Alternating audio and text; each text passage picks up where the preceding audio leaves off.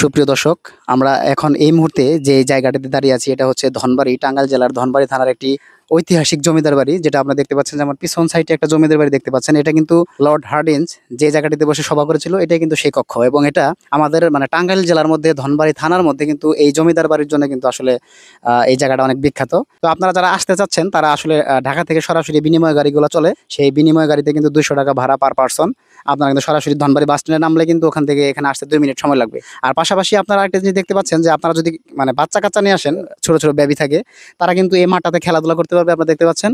এবং সেই সাথে এই পাশটাতে কিন্তু কিছু বাংলো রয়েছে যেখানে আপনারা ফ্যামিলি নিয়ে রাত্রি যাপন করতে পারেন। এবং এটা হচ্ছে আপনার হাতিশালা, যেটা বর্তমানে হচ্ছে এখানকার স্টাফ যারা থাকে তারা কিন্তু আসলে এখানে দেখে এটা আসলে রক্ষণাবেক্ষণ করে। আর এই পাশটাতেও রয়েছে দিঘি। তো আপনারা যারা আসতে চাচ্ছেন তারা আমাদের এই ভিডিওতে কমেন্ট করবেন, আমরা আপনাদেরকে এখানে আসার লোকেশনটা জানিয়ে দেবো। তো আজকের মতো বিদায় নিচ্ছি, দেখা হচ্ছে পরবর্তী ভিডিওতে। ততদিন সবাই ভালো থাকবেন, সেই কামনা বিদায় নিচ্ছি। আল্লাহ হাফেজ।